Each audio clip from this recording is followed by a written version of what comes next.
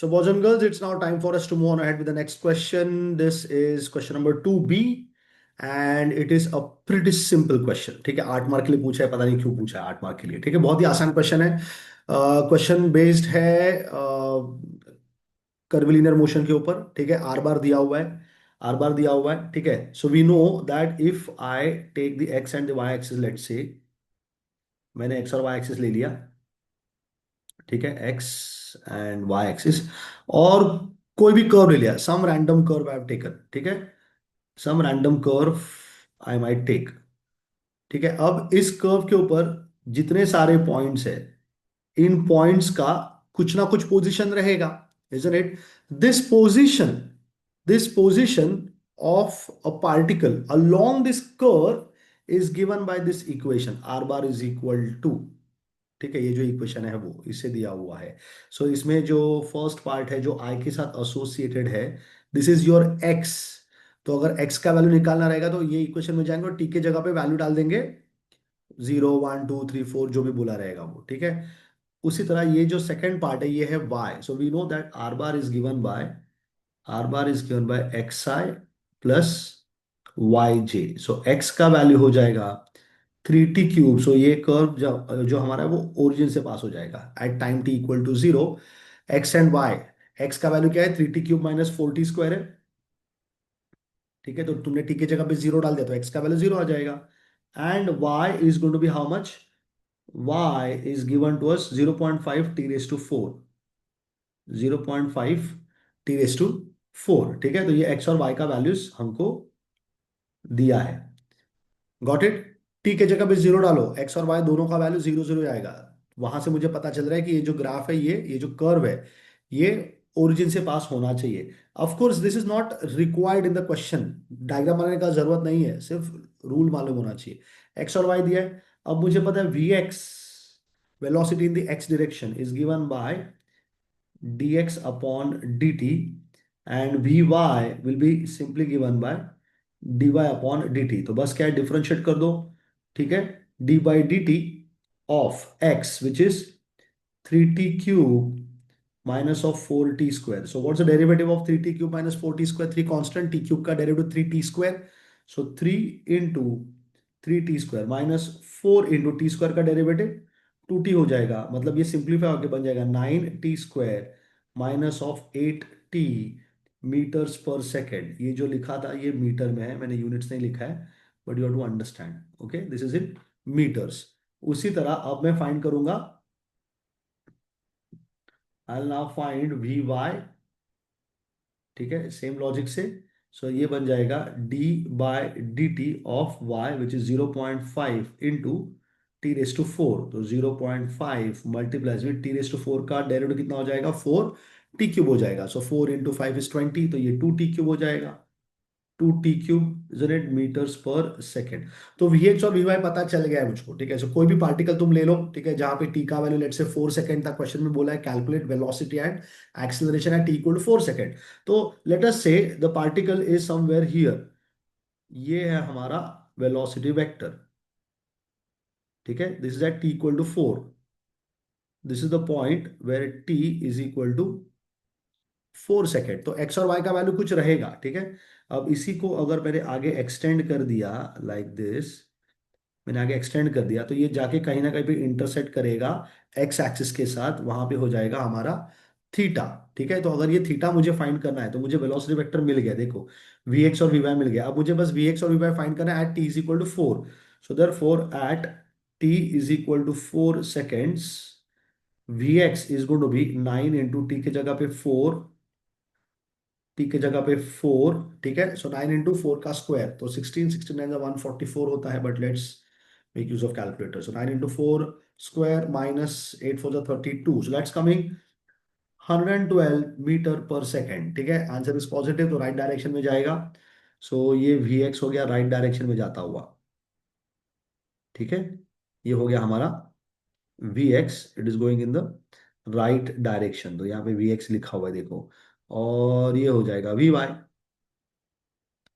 ठीक है, v x and v y. तो ये जो एंगल बन रहा है यहाँ पे, this is theta. So theta is given by tan inverse of we y upon v x. ठीक है, मेरा वी एक्स निकालना बाकी है, तो तुरंत उसको भी फाइंड कर लेता हूं मैं। Theta is tan inverse of we y upon v x. तो वी वाई क्या हो जाएगा?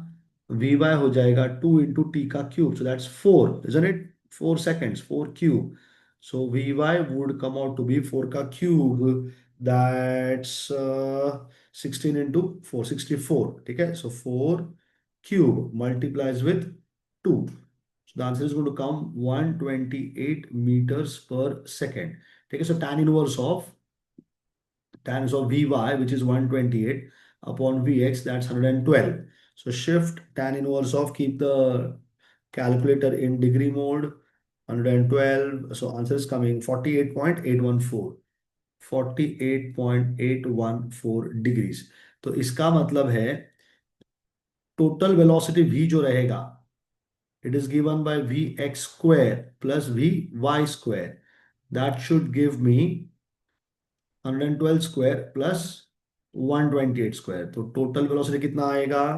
शिफ्ट एंड रूट ऑफ, ठीक है, 112 square plus 128 square. Got it? 112 plus 128 square.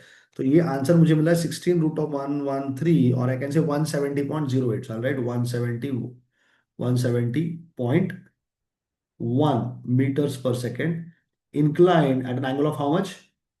Inclined at an angle of 48.814। ठीक है, 48.814 degree. So this is going to be 48.814 degree. तो ये मेरा आंसर है। So let's highlight the answer over here. ठीक है, सो ये हो गया हमारा वेलोसिटी। ठीक है, अब फाइंड करना है एक्सेलरेशन।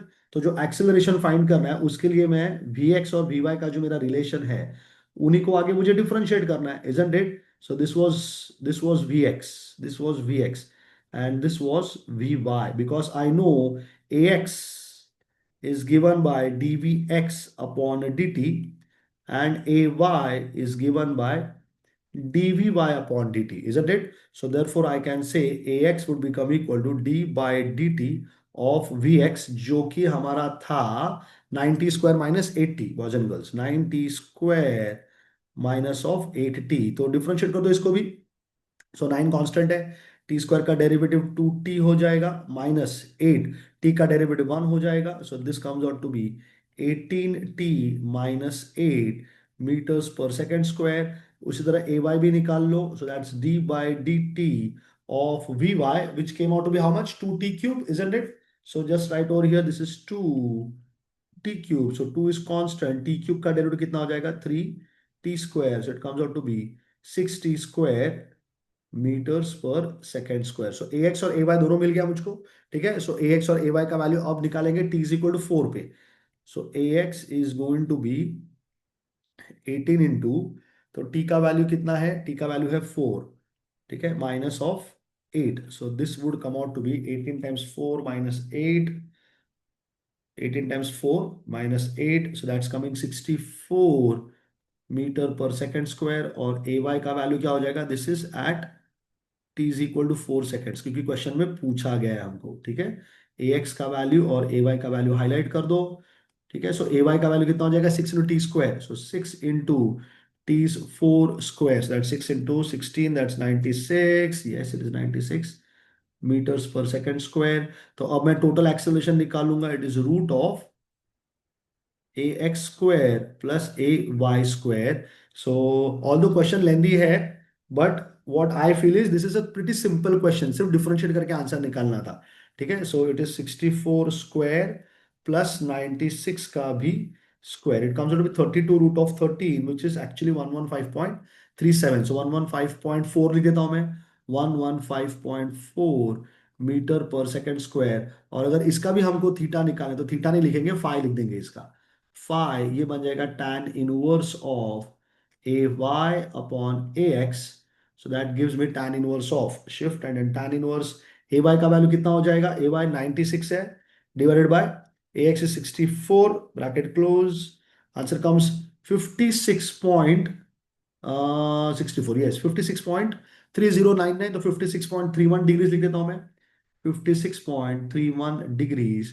तो एक्सेलरेशन हो गया 115.4 meter per second square, and the angle phi is 56.31 degrees. So that's your answer. Please highlight the answers. Okay. So देखा ना कितना आसान सा क्वेश्चन था. Quite a simple question, boys and girls. ठीक है. If such kind of question comes, I'm hoping that students will be able to solve the question now. Yes. So now it's time for us to move on ahead with our next question, boys and girls. Let's proceed ahead.